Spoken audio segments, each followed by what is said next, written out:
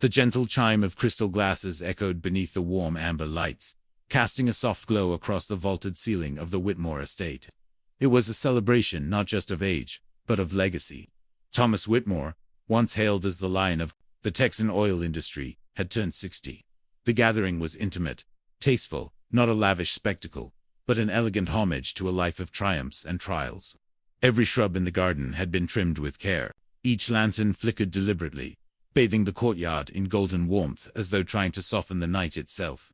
Thomas stood tall in a tailored charcoal suit, his silver hair combed neatly back, eyes sharp but distant, like a man who'd seen much, conquered more, and somehow still stood wondering what he had left to prove. Next to him, Elaine, his second wife of just under a year, radiated youth and charm. Dressed in a burgundy evening gown, she smiled with poise, though her eyes rarely held the gaze of others for long. Thomas raised his glass, a fine cut of aged Scotch glowing like amber in the firelight, about to thank his guests, a mix of longtime business allies, family, friends, and a few newer faces from Elaine's social circle.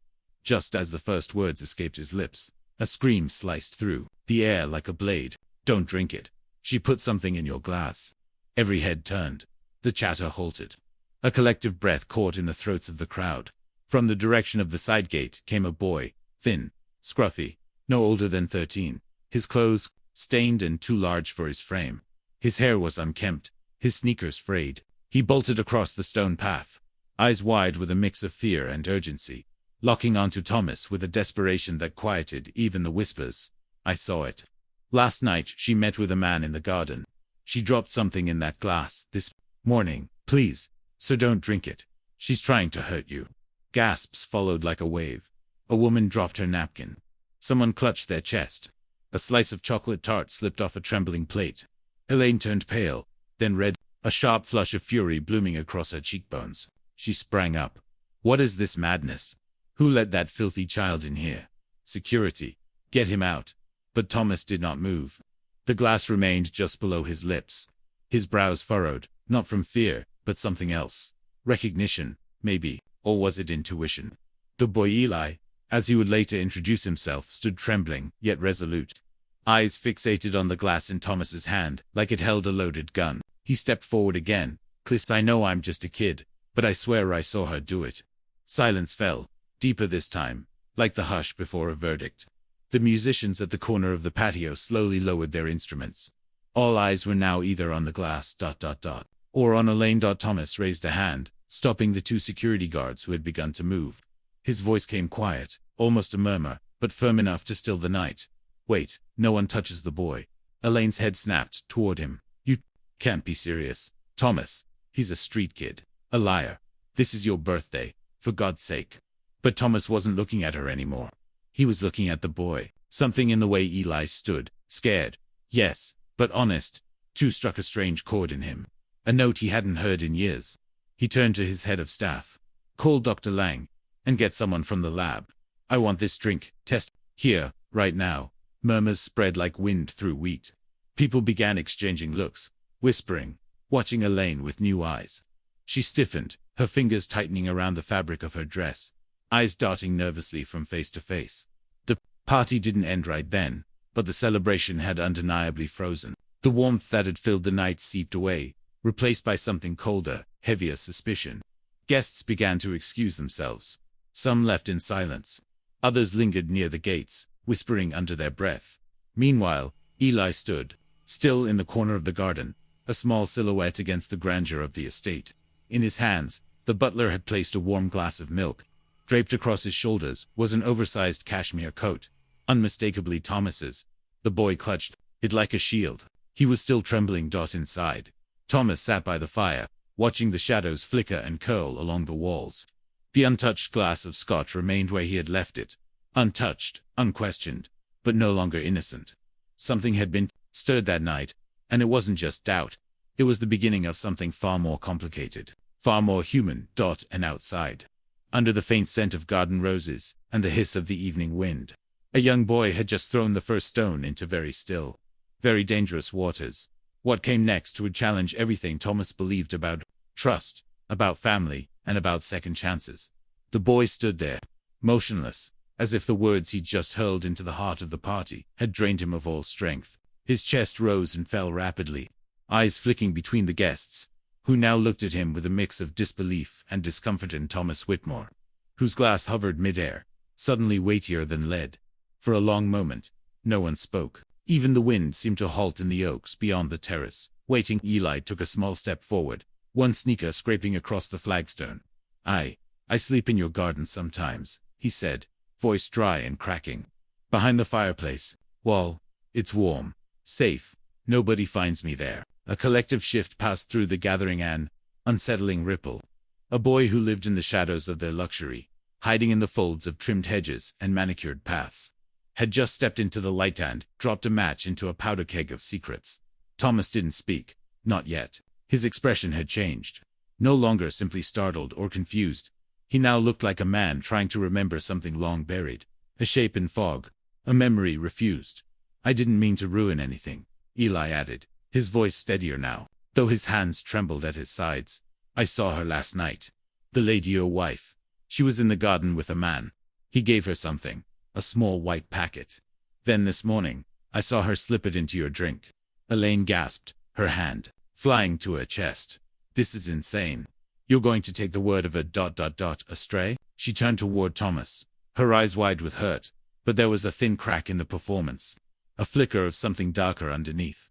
"I was hiding behind the stone planter," Eli continued. "I know it was her.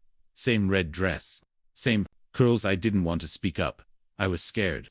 But when I saw you about to drink that," he pointed at the glass now resting on the patio table, untouched but surrounded by suspicion, "I couldn't stay quiet." He looked up at Thomas, eyes bright with something between fear and resolve.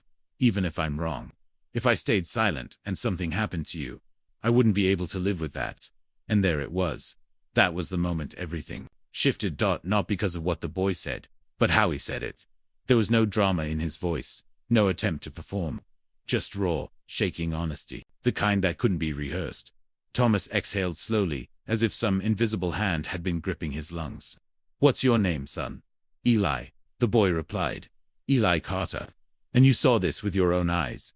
Eli nodded. "Yes, sir. I know I shouldn't be on your property. I never stole anything, I swear. But I saw her meet that man. I heard them whispering. Then this morning, she was the only one near the drink." He didn't cry. That surprised Thomas. Most kids his age would have broken by now. But Eli just stood there, thin shoulders squared against the disbelief around him, daring the truth to defend itself. The guests stood frozen. Some whispered again. Others quietly slipped away, the air growing heavier with each passing second. Elaine's lips parted as if to protest again, but the strength behind her objections had dulled. Thomas finally turned toward his staff. "Bring the lab team. Let's have the drink tested now. No delays." Then, looking at the guards who had earlier been poised to grab the boy, he added, "And someone bring this young man something warm to wear. He's not going anywhere." A strange kind of silence settled over the party, not awkwardness, not even fear, but awe. Someone had spoken truth to power. Not for reward, not for fame, but simply because it was right. As the butler gently led Eli away, wrapping a shawl over his shoulders and placing a hand on his back, Thomas stood still, unmoving. In the middle of his shattered birthday celebration, the warmth of the evening had long vanished, but in its place now stood something colder, sharper, more real. And as the guests trickled out one by one, retreating to the comfort of their unchallenged lives, one thought lingered in every mind. What if he was telling the truth? That question would haunt Thomas Whitmore far into the night. Long after the last candle had been snuffed and the garden's laughter turned to shadows, and in the quiet that followed, a second question began to take shape. One Thomas wasn't ready to ask aloud just yet. Why did that boy look familiar? But answers, like truth itself, have a way of surfacing. And the surface was just beginning to crack. The rain had started some time after midnight, soft at first, then steadier, like a quiet drum roll over the tiled roof of the Whitmore estate. The house was still, its golden lights dimmed, the party long since ended. But in a small guest room, near the garden entrance, a boy sat curled in a blanket that didn't quite fit him, hands wrapped around a cup of warm milk. The oversized cashmere coat still hung from his shoulders like a borrowed life. Across from him sat Thomas Whitmore, silent, composed, but visibly heavier than the man who had begun that night. holding a glass and a speech. Now he held nothing. Just questions. And one of them sat across the table, his name barely known. His presence impossible to ignore. "You said you saw her last night," Thomas said quietly, the fire casting shadows across his weathered face. "I need you to tell me everything. You remember? Don't leave anything out. Even the small things." Eli nodded, slowly at first, as if afraid that speaking the memory aloud would make it more dangerous. But then his voice came steady low, unpolished, but honest. "It was around 9, maybe a little after. I was behind the planter near the glass house, the one with the broken terracotta at the base. It's where I sleep sometimes. There's a vent there that blows warm air." Thomas didn't interrupt. His eyes narrowed slightly. He knew the spot. No one ever thought to check it. It was where old gardeners once left their tools, forgotten and quiet. Just like the boy in front of him. "I heard voices. First, I thought it was the staff talking," Eli continued. "But then the voices got lower, whispering. One was a woman, the other a man. He sounded strange. Like his voice didn't belong here. Not southern, not northern. Just ... off." Eli glanced up to see if Thomas was still listening. He was. The man gave her something. A packet small white, like a sugar sachet but sealed tighter. I saw her take it, look around, then slide it into the pocket of her coat. "You're sure it was her?" Thomas asked, leaning forward just slightly. "My wife." Eli hesitated. "Same height, same walk. Her hair, the curls, the way she holds herself. I mean, it was dark. I couldn't see her face clear, but I think it was her. I really do." A silence fell between them, filled only by the soft crackle of the fireplace and the far-off sigh of wind against the glass. Outside, the rain had slowed to a drizzle. Thomas stood slowly, walked to the window, and looked out at the same garden Eli had hidden in. It no longer looked peaceful to him. It looked like a stage where something had been set in motion, and he had no idea how long the play had been running without his knowledge. Behind him, Eli spoke again, this time more quietly. "I didn't plan to say anything. I was just gonna sleep a few hours and leave before dawn. But when I saw her drop something in your drink earlier today, I knew it was the same packet. I know I shouldn't be here. I know I'm just ... nobody. But I couldn't let you drink it. I just couldn't." Thomas turned to for the first time since the boy had opened his mouth hours earlier. He truly looked at him not as an interruption, not as a trespasser, but as something else. A witness. Maybe more. He sat back down. "You risked a lot, coming out like that," Thomas said. "People don't always believe the truth, especially when it comes from the wrong person." "I figured that," Eli replied. "But I also figured, if something bad happened and I didn't say anything, I'd carry that forever." Thomas Whitmore, who had once faced down oil lobbyists, courtroom interrogations, and international investors, now sat across from a boy who had nothing, and felt more unsure than he ever had in his life. There was something else about the boy, something in the way he spoke, the way he looked down, then up again, like he expected punishment but braced for it with quiet courage. It wasn't just what he saw, it was how he chose to act. Thomas stood again, this time more resolute. "You'll stay here tonight," he said. "No one's throwing you out. I'll have a proper meal brought to you. Tomorrow ... we'll talk again." Eli looked down at his shoes, then back up. "Thank you, sir." Thomas nodded once, then paused at the doorway. "Don't call me sir," he said. "Not yet. Just ... get some rest." He left the room, walking down the hallway with slow, deliberate steps. Each one echoed louder than the last. He was heading to the surveillance room, an idea taking shape, blurry but undeniable. If what the boy said was true, there had to be some record, some proof, something more than just a whisper in the dark. The next part of the story wasn't going to wait for dawn. The lab technician arrived just after 1 a.m., his van tires crunching softly over the gravel driveway of the Whitmore estate. The party guests were long gone, and the house had folded into a strange, restless quiet. Only the staff remained silent, alert, uneasy. In the parlor, Thomas Whitmore stood before the fireplace, arms crossed, gaze fixed on the glass of scotch still resting, untouched on the side table. It seemed out of place now, like a weapon left in plain sight. Across the room, Elaine sat on the edge of the velvet couch, her hands clenched tightly in her lap. Her expression was unreadable, somewhere between confusion and wounded pride. Every now and then, she looked toward Thomas, hoping to find his eyes. He didn't offer them.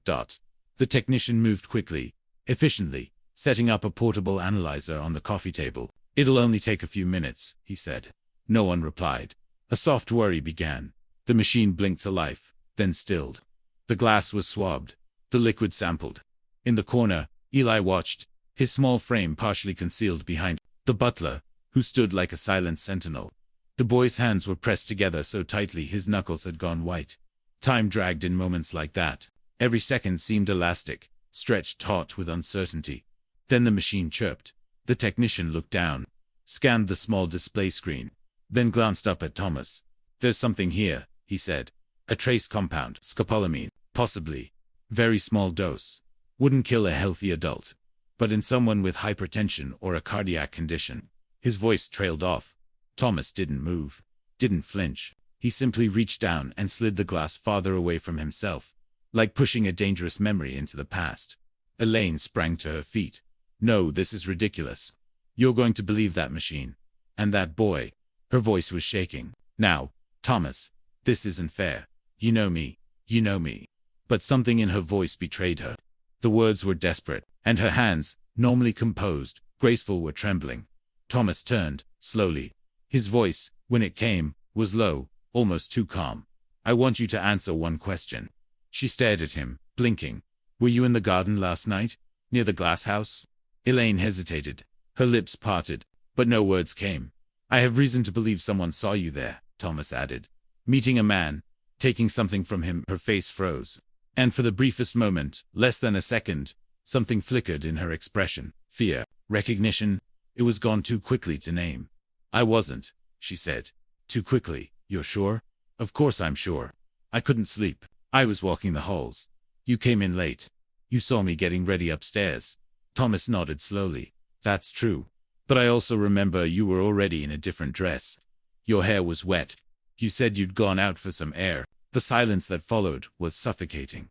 From across the room, Eli shifted his weight, eyes never leaving Elaine's face. He didn't look angry, just scared. As if he knew exactly what was unraveling. Hated that he might be right. The technician packed up quietly. No one stopped him. He knew he'd delivered more than enough for one night. Thomas sat down heavily into his armchair, elbows on knees, fingers interlocked. He didn't speak for a long while. When he finally did, his words were so soft, they barely reached the others. "I don't know what's worse," he said. "The idea that someone might want to hurt me, or the possibility that I didn't see it coming from the person closest to me." Elaine swallowed hard. "You don't believe me?" "I don't know what to believe." He turned to look at her for the first time in hours. "But I believe the feeling I had when I saw that boy speak. That wasn't a lie. That was truth." She looked as though she'd been slapped. For the first time, she had nothing to say. At the doorway, the butler leaned slightly toward Thomas. "Sir, we checked the back garden camera feeds, as you requested." Thomas looked up sharply. "There's a problem," the man continued. "The camera covering the glasshouse pathway went dark last night. Signal interruption. Nearly an hour of blackout. It could have been the weather, or it could have been intentional." Thomas stood. His voice came calm, but now carried an edge. "Pull the backup drives. The cameras have local storage. I want every frame between 8 p.m. and 10 p.m. reviewed. And don't mention this to Mrs. Whitmore. Not yet." The butler nodded and left the room. Elaine's voice came behind him. Cold now, her fear beginning to curdle into something else. "You're investigating me now. Is that what we've come to?" Thomas didn't respond, and in that silence, something deeper cracked. Not loud, not visible, but felt. A fracture in trust that could not be sealed with words, apologies, or charm. As he left the room, his footsteps echoing in the marble corridor, Eli remained frozen by the wall. Thomas passed him, slowed, and met his eyes still wide, still afraid. But in that shared glance, something passed between them. Not answers, not certainty, just a recognition. One, life had just begun to fall apart. Another was quietly being invited in, and the truth in the glass had only begun to speak. The following morning arrived not with the warmth of sunlight, but with the weight of questions left unanswered. Outside, the fog still lingered in patches across the sprawling backyard of the Whitmore estate.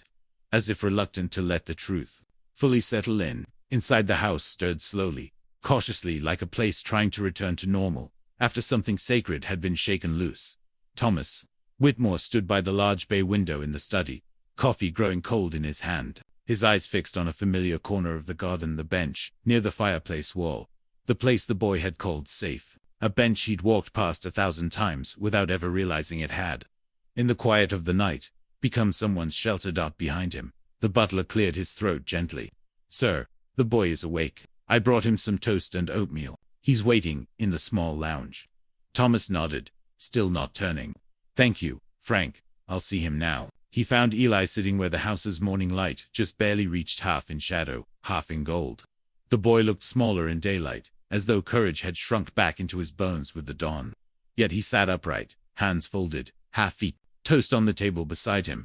His eyes lifted the moment Thomas stepped into the room. "Good morning, Mr. Whitmore," he said softly. Thomas gestured for him to stay seated, and took the armchair opposite, hands clasped over one knee. For a while, he didn't speak, just studied the boy. The cheekbones sharp from hunger. The dark circles under young too old eyes. There was something else there, too, something not quite visible, but achingly familiar. "You've been sleeping out there a while, haven't you?" Eli nodded. "A few weeks, maybe more. No one noticed. I make sure they don't. I don't steal. I don't break things. I just stay quiet. Some nights the staff toss old bread or fruit behind the garden kitchen. It's enough." Thomas swallowed. There was shame in that. Not for the boy, but for himself. For having created a home so large, so watched, and still not seeing the child who had made it his refuge. He leaned forward slightly. "Tell me about your mother." Eli blinked. "She passed away when I was 7. Car accident." Thomas stiffened. "We lived in a room behind a bus depot back then," Eli continued. "It was just her and me. After she died, nobody came for me. I moved around. Group homes, streets. Sometimes people let me stay for a few nights if I helped, wash dishes or walk dogs. But I mostly stayed on my own." "Did she have a name?" "Hill," he said. "Maria Hill. That's what was on her clinic cards." Thomas froze. The name hit him like a soft breath to the chest, but one laced with ice. Years ago, decades even, he had once helped a young woman named Maria Hill. She was a clerk at a downtown bank, where he'd gone to settle an old family account. She was smart, soft-spoken, and visibly exhausted by life. When he learned about her ailing mother's surgery, he'd quietly covered the hospital bill. Months later, she sent a letter of thanks and vanished. He never heard from her again, until now. He stood slowly, moved to the fireplace, and steadied himself on the mantel. "You said you're 13.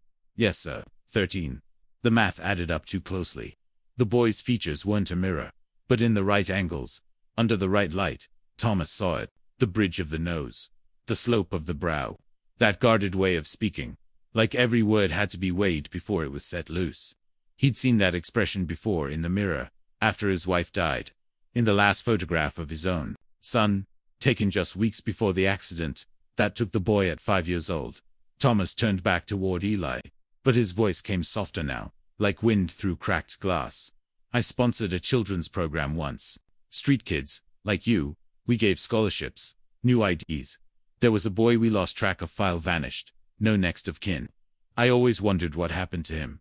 Eli didn't speak. He didn't need to. The question had left the air thick. "Do you remember anyone coming to talk to you about school? Maybe taking your photo?" Eli's brow furrowed. "Once. At a shelter in Denton, a woman asked my name, wrote it down, took a picture.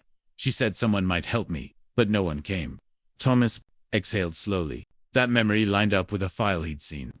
Years ago, an incomplete application from a boy named Eli Hill, submitted days before a fire at the local charity center, destroyed half the archives. He sat back down, his eyes now searching the boy, not for deception but for connection.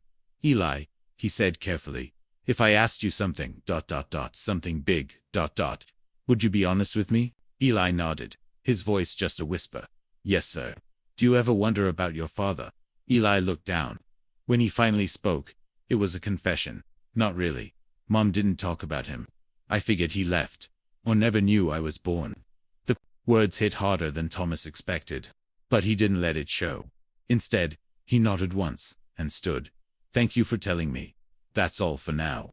He left the room with footsteps slower than before, as if the ground beneath him no longer felt quite solid. The hallway was quiet, the walls lined with portraits of ancestors who had built legacies of land, of wealth, of power.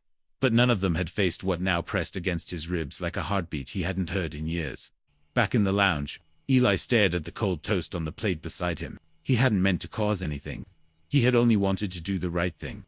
But now, a storm was gathering, one that wasn't just about poison or betrayal. It was about belonging. And for the first time in his life, he felt the terrifying weight of being seen. What neither he nor Thomas knew yet was that their stories, one of loss, one of survival, had just begun to braid together into something deeper than either had dared to imagine, and that their next steps would take them far beyond the bounds of truth and into the uncharted territory of family. That afternoon, the air in the Whitmore estate grew thick with a tension that couldn't be named but was felt in every room. Conversations were hushed. Staff members avoided eye contact. Even the birds outside the glass-paneled veranda seemed more cautious in their song, as if the whole world had sensed something had gone wrong beneath the surface. In the surveillance room, buried behind a locked oak-paneled door at the end of the west wing, Thomas Whitmore stood silently as the head of his private security team. Mason clicked through footage frame by frame. The space was filled with the sterile hum of monitors, their blue light casting a faint glow across Thomas's face no longer bearing the confident stillness of a man in control, but rather the deep creases of someone beginning to understand just how much he had missed. Mason leaned in toward one of the monitors. "We're reviewing footage from last night, between 8 and 10 p.m., like you asked. Garden, side path, and greenhouse approach." Thomas nodded, not speaking. His eyes flicked across each grainy clip hedges, swaying gently in the wind. Kitchen staff walking across the patio. The distant flicker of porch lights. Then the feed cut. 8:57 p.m. The footage from the northeast garden, camera facing directly toward the greenhouse and the stone path where Eli claimed to have seen the exchange. The image became static for 2 seconds, then black. Mason frowned. "Hold on." He scrubbed forward. Nothing. No image. No movement. Just an hour of silent darkness. 9 p.m. to 10:07 p.m. Thomas stepped closer. "That camera was working just last week." "It was. I checked it myself. These units are new, weather-resistant, power-backed. Only a direct signal block or manual disconnection could cause this kind of drop. Could someone have done it on purpose?" Mason hesitated. "Yes, sir. That's what it looks like." Thomas ran a hand across his jaw. His wedding band clinked faintly against the edge of the console. He didn't look at it. "Do the cameras have local storage?" "They do. Each camera saves a backup to its internal card, even if the signal to the main system is disrupted. We can pull that manually, but then pull it." Thomas interrupted. "Now." Mason moved quickly, retrieving the small weather unit from the outer casing of the disabled camera. When he inserted the memory card into the reader, the room held its breath. 3 short video files appeared. No sound, just raw visuals, grainy and jumpy. But real. The first file opened. 9:12 p.m. A silhouette. A woman moving carefully along the path between the trees, dressed in a long dark red coat. She paused by the greenhouse gate, glancing over her shoulder. Seconds later, a second figure appeared, a man, taller, slightly hunched, wearing a gray shirt and dark trousers. He handed her something small. She slipped it into her coat pocket. The two did not speak, or, if they did, the camera caught none of it. Thomas froze. Even without seeing her face clearly, he recognized the way she moved. The careful poise, the calculated grace. Elaine. His breath left him in a slow exhale. Mason glanced at him. "It's hard to be sure. The light's poor, and the resolution's not." "I know it's her," Thomas said, voice steady, but hollow. The third file showed her turning back toward the house alone now, the red coat trailing behind her, like a shadow. The man disappeared into the trees, never once showing his face. Mason said nothing. Thomas stood there for a long moment, watching the loop again, the exchange, the pocket, the walk. It was all there, yet somehow still too little. Too fragile to stand on its own in a courtroom, but more than enough to collapse the fragile scaffolding of trust that had barely held together since the boy first cried out. He stepped back from the monitor and turned toward the window, overlooking the now empty garden. The place seemed changed, smaller, haunted. Behind him, Mason asked gently, "What do you want to do, sir?" "Keep this between us for now," Thomas said. "I need more. Something undeniable." Mason nodded, collected the footage, and left the room quietly. Thomas remained, staring out across the hedgerows and stone paths he had once considered his sanctuary. But now, he saw it for what it had become, a stage, and he, the unwitting actor in a drama far deeper than betrayal, because it wasn't just about deception anymore. It was about intent. Had she always planned this? Was it desperation, fear, greed, or had he simply never really known the woman he had invited into his life? The door creaked open behind him. Thomas turned slowly, expecting Mason Buds instead. He saw her. Elaine. She stood in the doorway, arms folded across her chest, expression unreadable. Not anger. Not regret. Cold. "You're spying on me now," she said, her voice low and sharp. "Is that what this marriage has come to?" Thomas didn't answer, because the street kid pointed his finger, and a camera caught some blurry shadows. Still, he said nothing. Elaine stepped further into the room.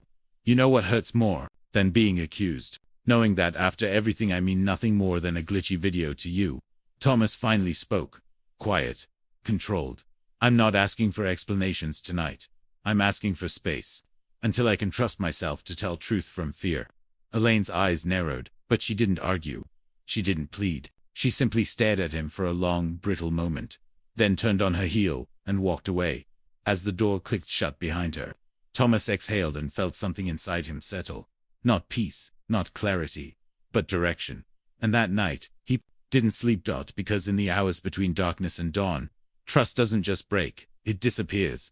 And in its place, something colder takes root, the need to know. The next morning broke without fanfare. There was no sunrise, just a sheet of overcast sky, hanging heavy above the Whitmore estate. It matched the mood inside the house perfectly. For the third day in a row, the scent of breakfast barely drifted past the kitchen. Elaine didn't leave her room. Eli stayed close to the back garden, unsure if he was a guest or a ghost, and Thomas Whitmore sat alone in his private study, sifting through memories that suddenly felt more like evidence. On the desk before him was a brown envelope, thick, warm from having been tucked under someone's arm just moments earlier. His chief investigator, PhD Nguyen, stood across from him, tall and sharply dressed, with the quiet efficiency of a man who knew how to find answers without ever drawing attention. Thomas didn't speak at first. He simply opened the envelope and let the contents spill across the polished mahogany surface. Photographs, printouts, bank records, grainy surveillance stills. In the center of it all, a face, unmistakable. "Even after all these years," Daniel Ray, PhD said, his voice low, former executive assistant at Garnett and Elm, the consulting firm Mrs. Whitmore once ran, quietly disappeared after the company folded under investigation for embezzlement. Never charged. No one could find him. Thomas nodded slowly, picking up the photograph. Daniel stood in front of a budget motel in downtown Austin, wearing the same gray shirt from the camera footage near the greenhouse, slouched shoulders, glasses, a look of someone who never expected to be noticed again. PhD continued. "We tracked him to a cheap hotel in South Congress. Goes by David Renner now. Fake ID, prepaid debit cards, no paper trail. But we got lucky. He made a mistake yesterday, tried to access a shadow account tied to a name linked with Mrs. Whitmore. We froze it." Thomas leaned back in his chair. "And the money?" "Transferred from an account Elaine opened just 3 weeks ago. Unusual movement. Small sums, routed through 3 shell entities, all eventually ending up in Daniel's hands." There was a pause. "And the audio?" Thomas asked, though he wasn't sure he wanted the answer. PhD reached into his coat pocket, pulled out a small recorder, and pressed play. A hiss of static, then a low voicemail. "Hurried. You need to move fast. If he gets suspicious, it's over. The stuff won't kill him, just confuse him. Mess with memory. If he has a heart episode, that's a bonus." Then Elaine's voice, barely above a whisper. "I can't do this anymore. You said we'd only scare him." Daniel, again, sharper this time. "If you want the money, and your clean exit, you'll follow the plan. No more doubts. No more calls." The recording clicked off. Thomas stared ahead at nothing. There it was. Not an implication. Not a theory. Proof that his wife's a woman who had vowed to love him, care for him, protect his life, had not only plotted against him, but lied with such calm precision that even now, he could still remember the softness in her voice. When she brought him tea each night, he looked at the photo again. Daniel Ray. A ghost from a past he'd thought was hers alone. But now, it was creeping into his life like a mold beneath the walls. Quiet, slow, corrosive. He remembered the early days of Elaine's charm. How she had spoken of her past with vague allusions, business ventures that didn't work out, people who had used her. He had believed her, or rather, he had chosen to believe her. Because it was easier to love someone you didn't fully understand than to face the loneliness of understanding too well. Thomas pushed the documents aside and stood. I want him held. Quietly. Let the police take over when you've handed off what we have. I'll talk to her first. PHC nodded, already packing up. But before he left, he paused at the door. Sir, if I may. You once told me trust isn't something you lose all at once. It leaves in pieces. Like glass, not wood. Thomas managed. A faint, bitter smile. Then I guess this was the last shard. After PHC left, Thomas didn't move for a while. He simply stood by the window, staring into the grey morning, where the garden lay drenched and forgotten. It had all started with a glass of scotch and a boy who refused to stay quiet. But now it was about more than betrayal. Now it was about reclaiming his life, not the public one filled with contracts and legacy, but the private one, the human one. And that meant one more conversation. One more truth. And it wouldn't wait. The light in the Whitmore library was different. That afternoon sharper, colder, angling through the tall windows like it had come not to warm the room, but to expose it. Dust floated visibly in the beams, each particle suspended, as if even time itself was holding its breath. Elaine entered quietly, wearing a soft grey blouse that fell around her like silk armor. Her face was pale, but composed. She had always carried herself with elegance, but now, something had dimmed behind her eyes. The familiar glow of confidence had been replaced by something closer to dread. Thomas was already seated at the desk. He didn't rise. Instead, he gestured to the chair across from him without looking up. A man who had once built empires now struggled to face a single woman, and yet, he knew this moment had to come. There were no boardrooms here, no signatures, only truth. She sat slowly. You called me, she said, her voice nearly flat. I did. He reached for the envelope on the desk, the same one PHC had delivered that morning, and placed it between them. He didn't open it. He didn't need to. She knew what was inside, and she knew he knew. There was a silence that stretched too long for comfort. Finally, she spoke. I suppose you want me to explain. I want you to tell the truth, he said softly, before I no longer care enough to ask. Elaine looked away, toward the fireplace, then back again. Her composure was slipping slowly, like a silk scarf unraveling from a loose knot. I didn't mean for it to go this far, she said. At first, it wasn't about hurting you. It was about survival. Thomas remained still. He didn't blink. I knew who Daniel was when he came back, she continued. He found me. Said he knew things from the old firm. That he could destroy what I had now. Threatened to tell you things that would ruin me. So you decided to hurt me instead. Thomas's voice was colder now, but quiet. A blade, not a fist. No, her hands clenched in her lap. I never wanted to hurt you, Thomas. I thought if I could just make you slow down, be less sharp, rely on me more, you wouldn't. Leave, he repeated, bewildered. You're older, she said, a bitter edge creeping in. Powerful, but people like you don't stay long with women like me. Not once they see past the surface. Thomas leaned back slightly, as if trying to distance himself from the words. So you decided to drug me? I just wanted you to need me. Her voice cracked. I wanted to control something before I lost everything again. There it was. Not the confession of a villain, but the unraveling of a frightened person who had allowed desperation to become strategy. Still, doesn't erase damage. I gave you everything, Thomas said. A home, a second chance. Trust, I know, she whispered. Her hands were trembling now, and I ruined it. Just like I ruin everything. He watched her for a long moment. The silence between them now, heavier than ever before. I didn't call you in here to shame you, he said finally. I called you in because I wanted to hear it from you. I wanted to know if the woman I married was still in there, or if she'd been a mask all along. Elaine didn't reply. Daniel's been handed over to the police. They have the recordings, the accounts, the money trail. You're implicated in all of it. She closed her eyes, as if trying to block out everything but her own breathing. I won't fight it, she said, barely above a whisper. I'm tired. Thomas stood, walked toward the window, looked out across the lawn, where Eli now sat reading a worn book under the shade of a tree. I'm not pressing charges for now, he said, his voice almost detached. But I'm filing for separation. Quietly. I won't let this story define me, or define him. Elaine looked up, startled. Him. He turned. The boy, he said simply. Eli. She stared at him for a long beat. So that's what this is about. The kid runs in from the street, and you give him your heart. Thomas didn't flinch. He saved my life. Not just from the poison. From blindness. From believing I was still the man I used to be. He reminded me what it meant to feel. Elaine stood abruptly. And what was I? Then just a placeholder, until someone more pure came along. You were someone I once believed in, he said gently. But belief isn't a leash.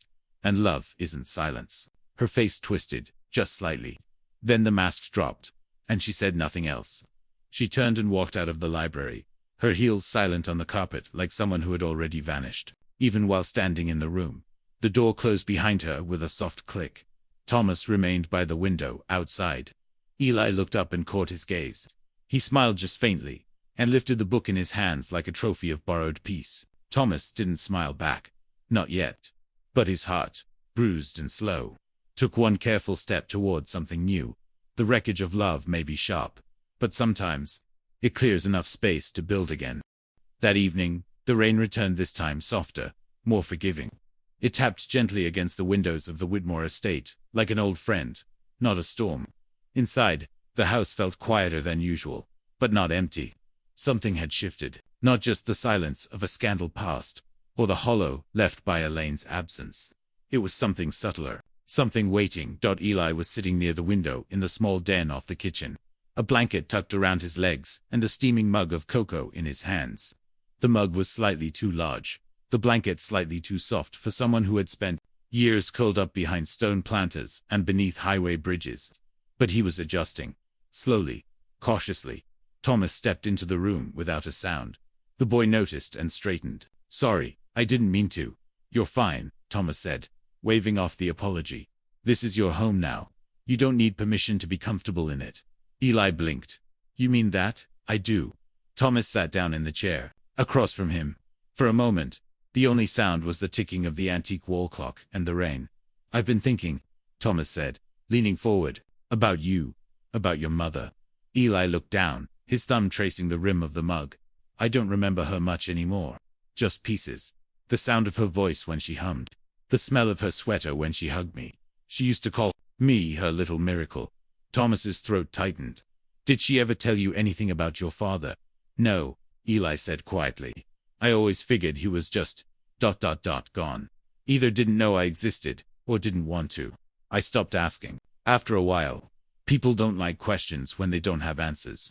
Thomas nodded slowly, then stood, walked to the fireplace, and returned holding a small, old photo frame. He placed it on the table in front of Eli. The photo was faded, the colors softened with time.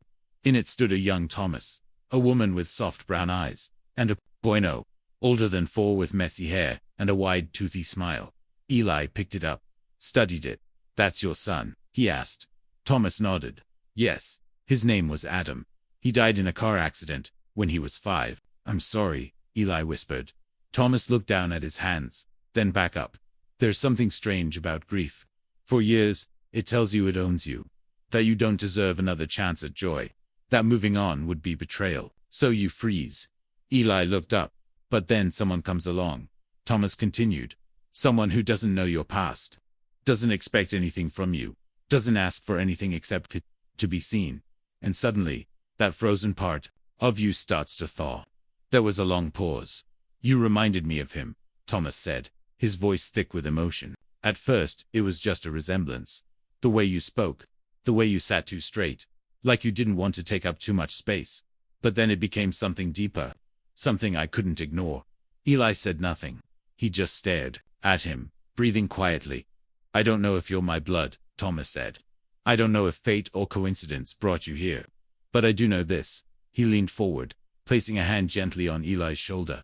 I want to be your father, if you'll have me. For a moment, Eli didn't move. His lips parted, but no words came out. His eyes blinked rapidly, as if trying to catch up with his heart. Then his fingers clutched the edge of the photo tighter, and his voice finally found its way out. I've never had anyone ask me that, he whispered. Not once. Thomas gave a small smile. Then it's long overdue. Eli looked away, then back again. I don't know how to be someone's son. I've been by myself for so long. What if I mess it up? Thomas laughed gently, his first true laugh in days. That's what being a family is. Eli, you mess up, you learn, you forgive, and you stay. Eli's chin trembled as he nodded. Okay, I want that. Thomas pulled the boy into a quiet embrace. It wasn't grand. It wasn't loud, but it was real. And it was theirs. No cameras. No legal documents. Just a bond formed in truth, born out of pain, and sealed with a simple, healing decision. Outside, the rain softened to a drizzle, and in that old house, two hearts, one worn down by loss, the other hardened by survival, finally rested.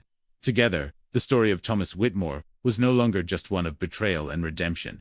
It was now, undeniably, the story of a man who lost a son and found one when he least expected to. And as the storm passed, so too did the silence that had ruled his halls for too long. The press found out. Of course, you can't quietly unravel a high-profile marriage, walk away from a legacy, business empire, and take in a mysterious child without raising questions. Within days, whispers turned into headlines. Some polite, most not. Oil tycoon Thomas Whitmore steps down amid family scandal. A boy, a glass of scotch, and $1 billion divorce. The street kid who changed everything. But Thomas Whitmore didn't offer statements. No press conference. No rebuttals. No attempts to spin the story. For the first time in decades, he wasn't interested in controlling the narrative. He was too busy rewriting his life. On a quiet Tuesday morning, he sat in his study, sunlight warming the desk, where, for years, he'd signed contracts worth more than most people's lifetimes. Today, he signed only one piece of paper, his official resignation from the board of Whitmore Holdings. When he finished, he leaned back not with regret, but with a peace he hadn't felt since his 20s. The kind of peace that comes when you stop pretending to be invincible. Later that day, he uploaded a short video. No production team, no lighting crew. Just Thomas in his library, seated in the same leather armchair his father once occupied during difficult conversations. His voice was calm, measured. My name is Thomas Whitmore. For years, I've led companies, built foundations, spoken at summits, and been called many things: visionary, ruthless, self-made. But none of that matters now. What matters is this: I'm stepping away from my position in every company I've ever built. My shares will be converted into a trust, named after my late wife, Margaret. And the funds will go toward education and housing for children who, like one boy I met not long ago, had nowhere to go and no one to believe them. Some of you have heard stories. I won't confirm or deny them, because the truth doesn't need my defense, it simply exists. But I will say this: a child saved my life. Not just my pulse, not just my heart, my life. And from now on, he will be part of it. Not as a footnote, not as a charity case, but as family. He paused, looked directly into the camera. Sometimes, we think we're offering help. But if we're lucky, we realize we were the ones being rescued. The video was just under 3 minutes long. But within hours, it had reached millions. Comments flooded in, some disbelieving, some cynical, but many quiet, heartfelt. Simply said, "I cried watching this. This gives me hope. Thank you for choosing love over power." Inside the estate, change came slowly, but deliberately. Eli now had his own room, small, simple, but full of warmth. The shelves were lined with books once belonging to Thomas's late son. A photo of Thomas and Eli, taken in the garden under the old oak, now sat framed by the boy's bed. Each morning they shared breakfast. Nothing elaborate. Just toast, eggs, orange juice, and quiet conversation. At night, Thomas would sit beside Eli as he read, answering questions about words he didn't know. Sometimes, Eli would fall asleep mid-sentence, and Thomas would stay there a few minutes longer, listening to the boy's breathing, soft and steady, as if the world had finally given him permission to rest. And in those moments, Thomas understood something that had eluded him for decades. Legacy isn't measured in balance sheets or buildings. It's measured in the quiet spaces where love gets a second chance. Weeks later, Thomas and Eli stood side by side at a modest community center, the very one Thomas's foundation had helped build years before. Now renovated, buzzing with new life. Dozens of children sat cross-legged on the floor, eyes wide, laughter spilling into the air like sunlight. Thomas stepped forward, microphone in hand, but only for a moment. "I'm not here today as a donor," he said. "I'm here as a father." He placed his hand gently on Eli's shoulder. "Thanks to this young man, I found my heart again, and I plan to spend the rest of my days helping others find theirs too." The applause was quiet at first, then stronger. Not because of his name, but because of what he had chosen to become. That night, back at the estate, Eli wrote in a small notebook Thomas had given him. His handwriting was still uneven, his spelling sometimes off, but the words were his. Today, I stood beside someone who called me son. I think that's the best word I've ever heard. He closed the book, slipped it under his pillow, and turned out the light. No cameras, no headlines. Just a boy, a man, and a life being rebuilt not from wealth, not from image, but from truth. The man who had once defined himself by what he could build now finally understood the deeper gift, what he could become, and what he chose, above all else, was to begin again.